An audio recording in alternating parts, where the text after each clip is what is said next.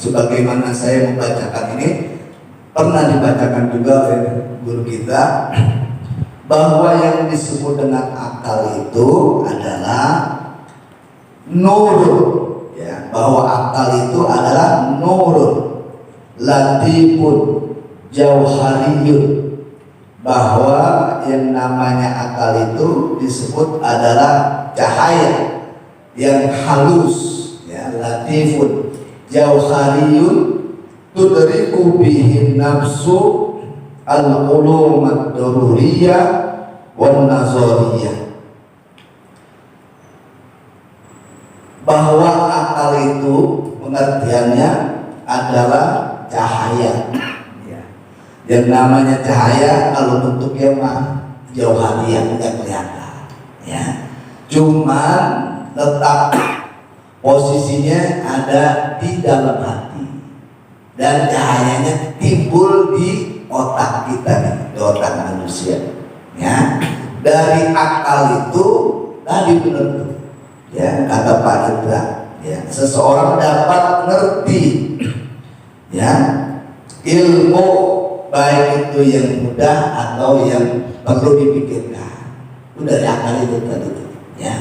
Jadi ada yang sifatnya gampang dicerna, ada yang perlu pemikiran, ya, daripada akal yang kita miliki itu, ya. Kapan itu, ya? Nufikha hina fil janin, itu pertama kali itu ketika pertama sekali ruh ditiupkan umur 4 bulan dalam kandungan. Wa awwalu kamalihi hinal bulugh, dan akal itu sempurnanya ketika orang sampai usia balik, itu akal baru sempurna, ya.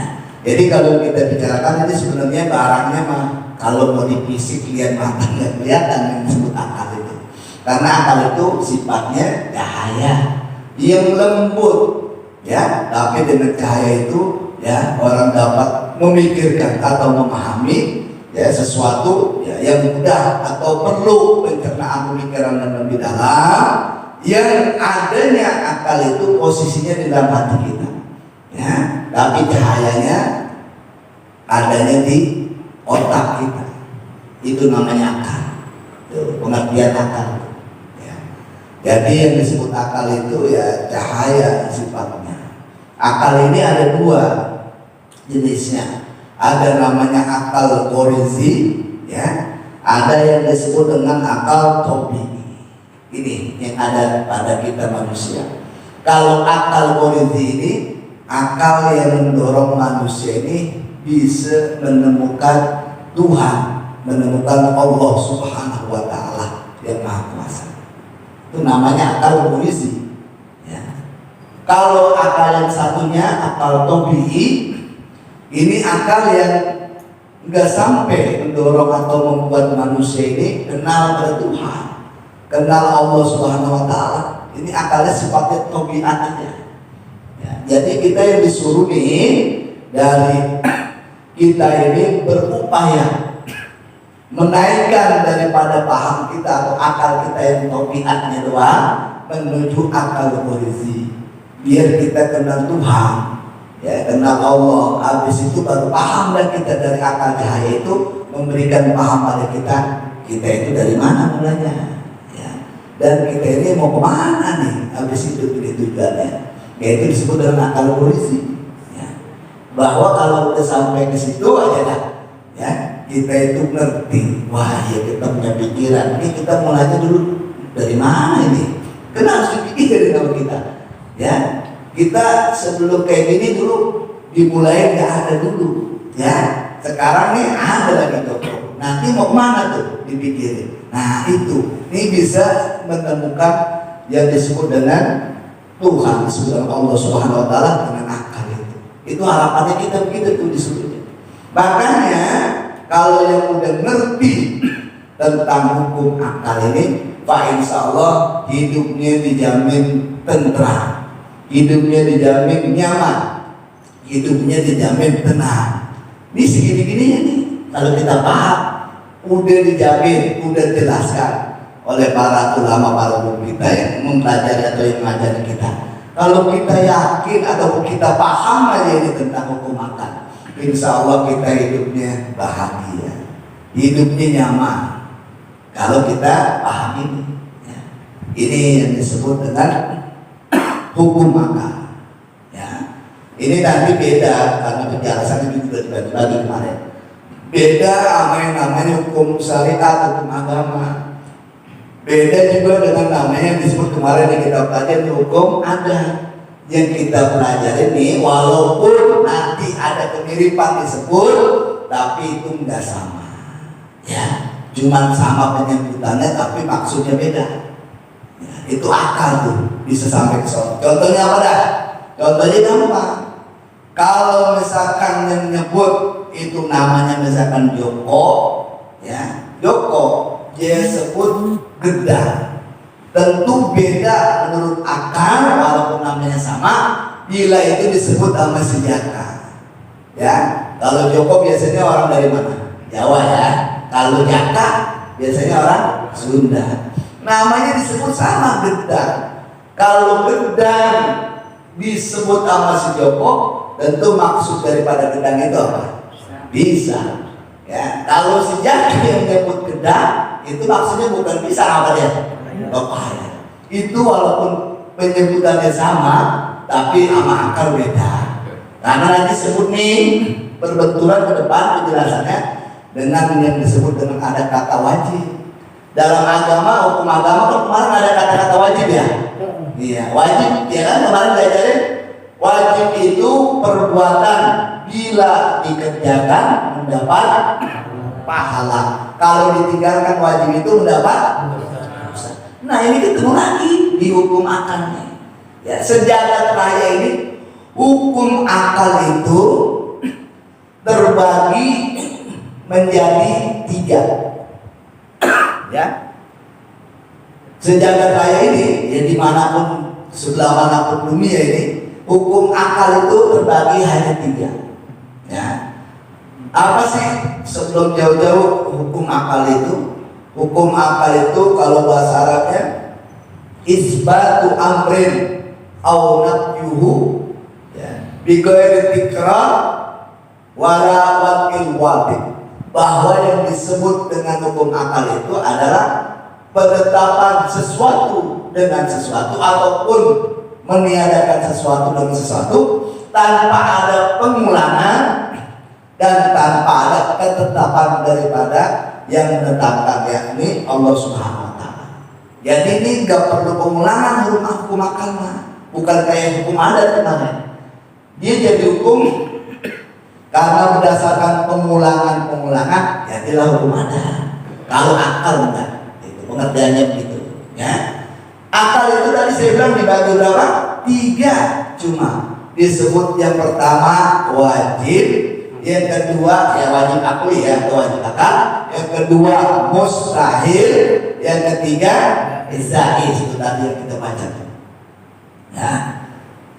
Beda dari itu wajib penyebutannya maupun syarat. Apa sih yang disebut wajib menurut akal? Kalau wajib menurut akal itu gampang dipahami bahwa wajib itu artinya dan bahasa Indonesia artinya pasti. Tuh. Beda nggak Pak tadi yang wajib menurut hukum syara? Beda nggak? Beda. Kalau menurut hukum agama wajib itu tadi dikerjakan dapat pahala, ditinggalkan dapat dosa. Tapi menurut hukum akal yang disebut wajib itu artinya pasti. Artinya apa? Pasti. Yang namanya wajib itu pasti pokoknya. Ya, kalau mau panjang lagi tadi dibicarakan artinya bahwa yang namanya akal itu, apa yang namanya wajib itu menurut hukum akal adalah pasti, yang artinya akal ya menolak ataupun tiada menerimanya kalau itu enggak ada atau enggak begono atau enggak begitu. Kalau enggak begitu akal kita enggak terima, itu namanya wajib atau dalam bahasa Indonesia pasti. Itu pertama pengertiannya itu kita paham dulu bahwa yang namanya wajib menurut akal itu adalah artinya pasti. Apa itu maksudnya? Akal kita nggak nerima kalau nggak ada. atau akal kita nggak menerima kalau nggak begitu. Itu pokoknya akal kita nggak menerima. Itu namanya wajib. Ya, biar gampang lagi kita paham contohnya dah. Contoh misalkan bahwa bapak itu wajib lebih dulu daripada anak. Ya, itu contohnya gampang. Ya, bahwa bapak itu adanya lebih dulu daripada anak. Itu namanya apa? Pasti wajib. Enggak ditemuin dari zaman dulu, apa dari kapanpun. Kalau anak dulu baru bapak.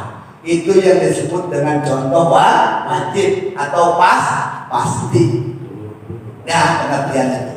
Nah, kalau mau ngerti bagian yang kedua berarti lawanannya disebut dengan mustahil. Karena ini kita penting nanti ketemunya tentang sifat-sifat yang kita mau pelajari, wujud kita dan seterusnya berkaitan dengan ini. Ya. Yang kedua lawannya daripada wajib namanya mustahil. Kalau mustahil itu artinya tidak mungkin. Kalau bahasa kitanya makilokan atau bahasa panjangnya akal kita nggak nerima. Kalau tadi kan kalau nggak adanya nggak terima. Kalau ini kalau adanya begitu akal kita nggak nerima. Itu lawannya daripada wajib disebut mustahil. Ya. Akal kita nggak nerima, ya kalau nggak adanya begitu. Ya atau kalau dalam bahasa yang gampangnya tidak mungkin. Contohnya yang paling gampang kebalikannya apa tadi? Anak lebih dulu dari bapaknya. Itu namanya tidak mungkin. Akal kita enggak terima kalau begitu adanya. Enggak mungkin, namanya mustahil. Itu pengertiannya. Nah, yang terakhir tadi yang kita baca disebut dengan akal yang jenis ketiga, disebut dengan hukum akal yang ketiga disebut dengan apa? Jais. Jais itu artinya bahasa Indonesia yang gampang apa?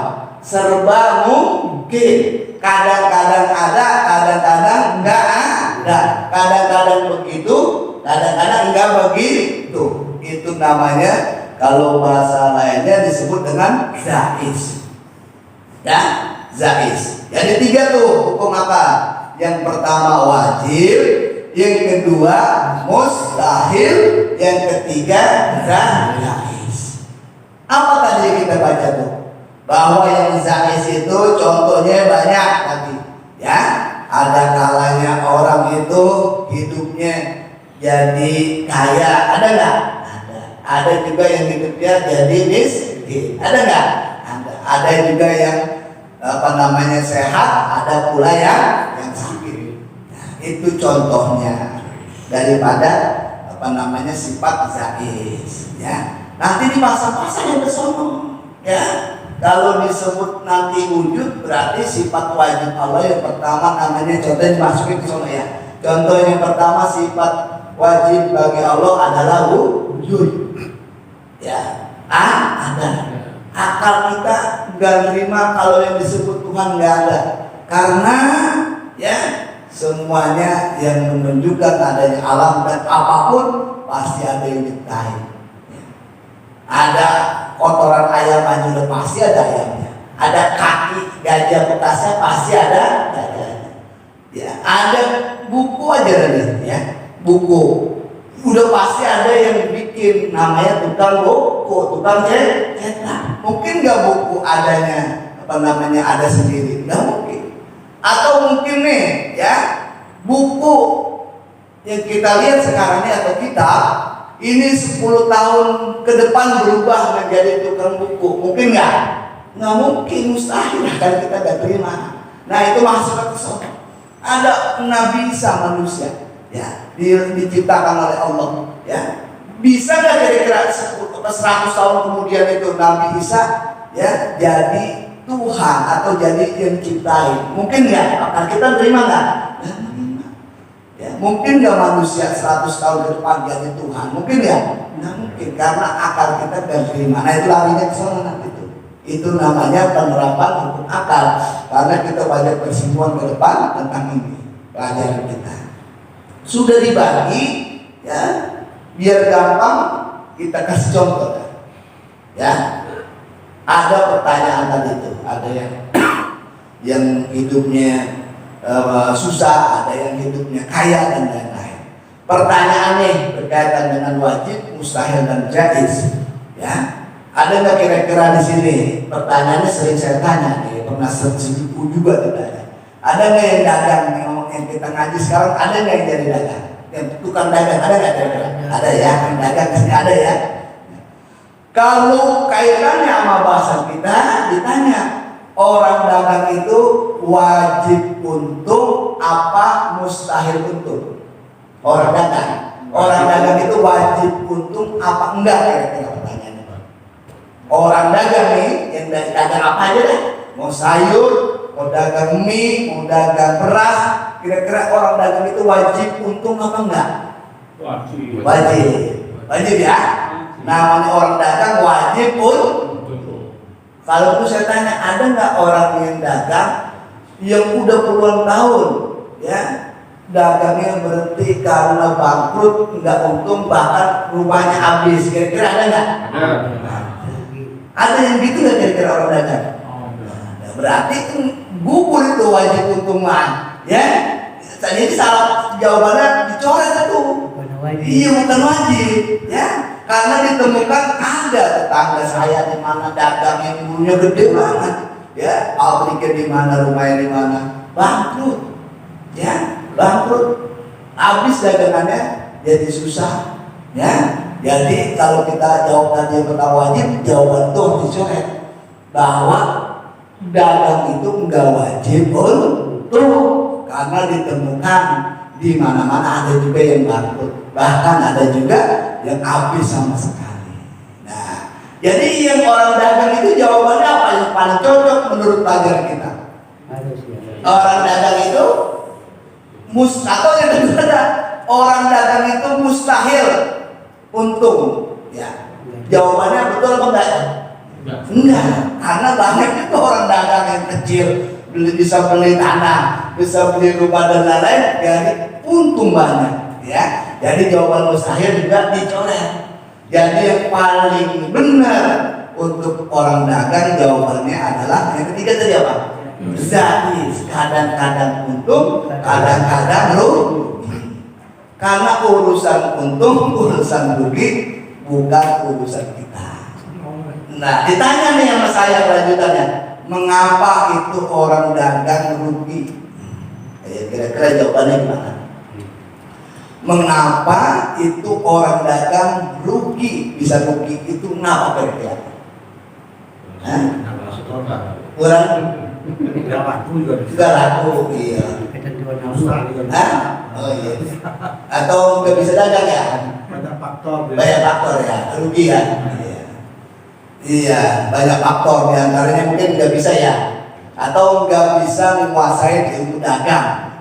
Ya, jawabannya tuh gitu katanya. Kenapa orang bisa rugi itu dagang? Karena faktor diantaranya tadi misalkan orangnya nggak ada ilmu dagangnya. Ya. Dijawab gitu misalkan. Tapi kita alihkan ke lain, itu banyak orang yang nggak sekolah, SD aja nggak lulus, dagangnya hebat banget, untung gede. Ada nggak kira-kira? Berarti dicoret tuh faktor itu tuh. Bukan karena dia ilmunya cetek atau ilmunya dikit, nggak SD nggak lulus, bukan berarti jawaban itu ya. Atau ada juga saya tuh lihat orang S3, doktor, udah kuliahnya rapi, S1 sudah beres, dagang, ya kan jurusannya perdagangan lagi ekonomi, tapi bangkrut dagangannya, nggak panjang juga. Ya, burung tikar dia dagang, ya. Pernah nggak dengar begitu?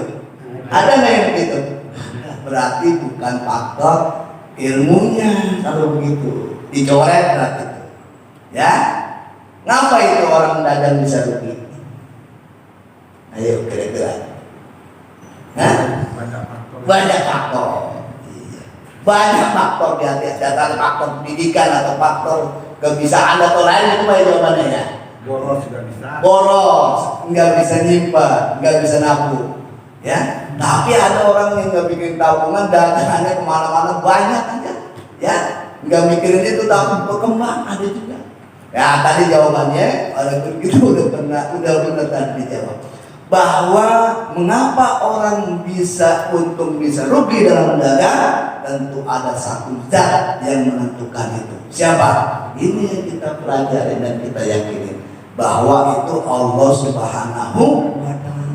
Kita mah punyanya urus apa batasan kita, maksimalin ikhtiar, optimis, semangat, dagang yang rajin, buka apa aja dagang, ya seriusin yang dagang, ya Bismillah dagang kemudian Bismillah buka, walhamdulillah dagang, wal khairu wasyarru bimasyatillah, untung rugi yang kuasa yang nentuin. Iya, ada dua nama. Kalau punya keyakinan gitu, orang yakin nggak ada yang stres. Orang nggak ada sampai pengen akhir hidupnya banyak utang, dagang dan lainnya. Kalau dia ngerti itu, siapa yang buat itu? Ada zat yang maha kuasa, Allah Subhanahu wa Ta'ala. Orang dagang ada kalanya untung, ada kalanya rugi. Orang yang jago banget juga bisa rugi. Orang yang nggak pendidikan, sekolahnya SD juga nggak lulus, bisa mati di dagang. Ya.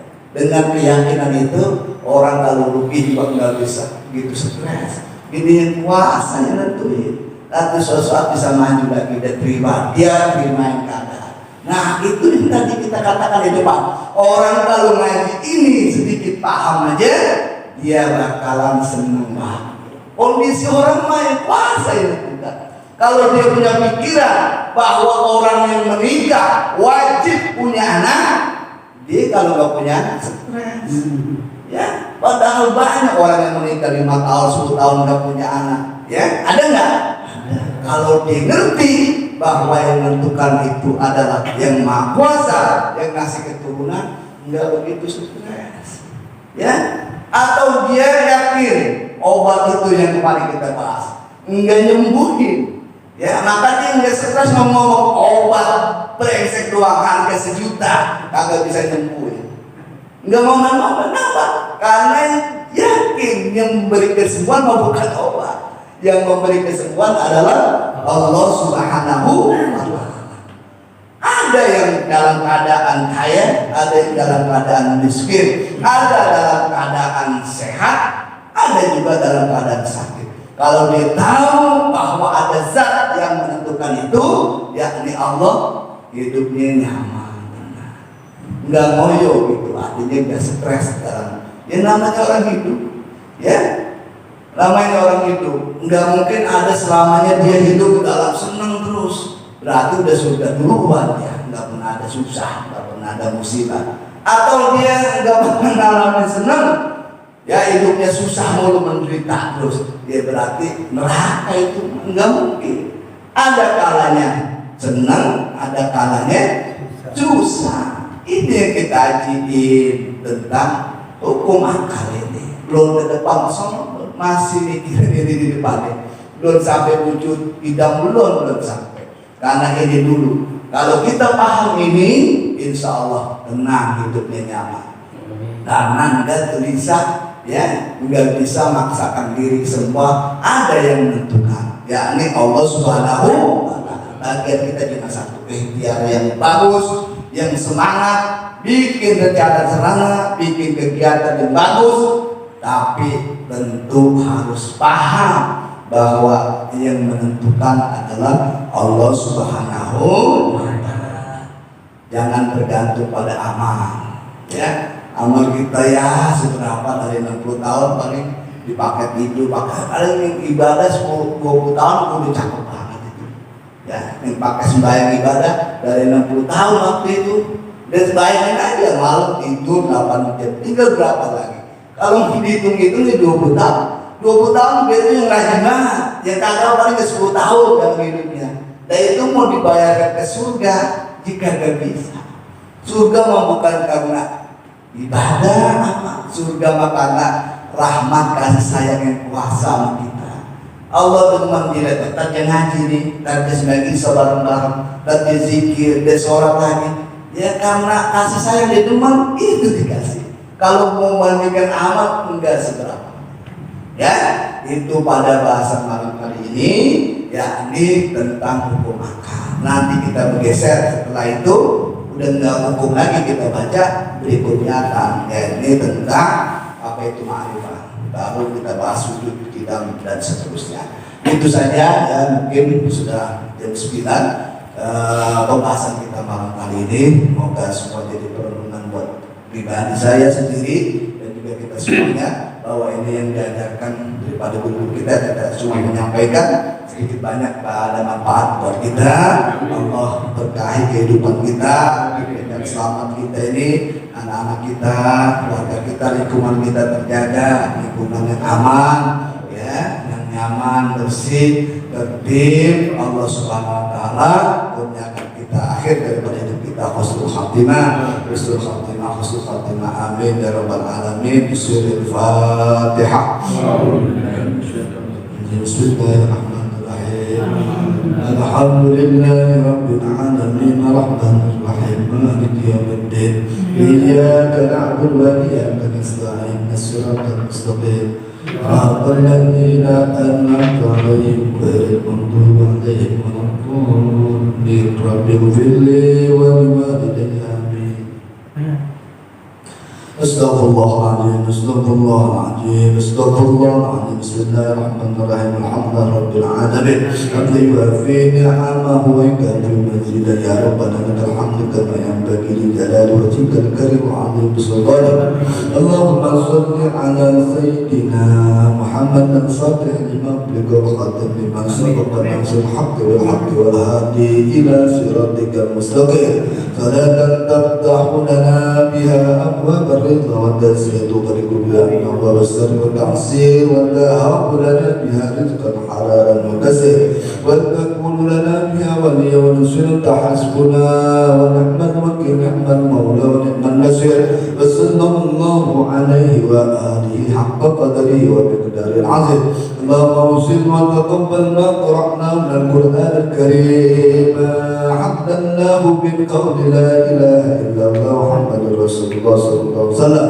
وما صلينا على سيدنا محمد وعلى آل سيدنا محمد أن يتمنى واصلنا وبركة سامنا إلى حضرة حبيبنا وشفيعنا وقرة أعيننا مولانا محمد صلى الله عليه وسلم، وإلى أبيه وإخوته من الأنبياء والمرسلين وآل منهم والصحابة أجمعين، ثم إلى أئمة المجتهدين والعلماء العاملين السادات العالم الصوفية المحققين نصيحة الطرق المعتبرة بالدين وأولياء القوم أجمعين، خصوصا القطب الرباني والقوس السلطان سلطان الأولياء سيدي سعد القادر الجيلاني، سيدي أحمد البرداء البدر، سيدي أحمد الرفاعي، سيدي إبراهيم الدسوقي، وسيدي سيد الحسن السدي، سيدي محمد بن سليمان العزيز، سيدي سيد الحبيب عبد الله بن أبي الحداد، وسيدي سيدي بن عبد الغني، وسيدي سيد نواب من دعي بأن الله يعلي درجاتهم في الجنة ويعيد علينا بركة في مصالحهم وأنوارهم وعظمهم ونفعهم الدين والدنيا والآخرة. ثم إلى والدينا ونسب إلينا وأمتنا خاصة المرحومة جماني بنت كريم مرحومة سالة بنت مرحومة آبائنا وحدنا وجدنا وجدتنا مرحومة يا سيدنا بسمتك الكريم. اللهم اغفر لهم وارحمهم وعافهم واعف عنهم واكرم نزلهم ووسع مدخلهم وابدلهم دارا خيرا من دارهم واهلا خيرا من اهلهم. ربنا تقبل منا انك انت السميع العليم وتب علينا انك انت التواب الرحيم. ربنا آتنا في الدنيا حسنة وفي الآخرة حسنة وقنا عذاب النار. صلى الله على سيدنا محمد وعلى آله وصحبه وسلم. سبحان ربك رب العزة عما يصفون، السلام على المرسلين والحمد لله رب العالمين.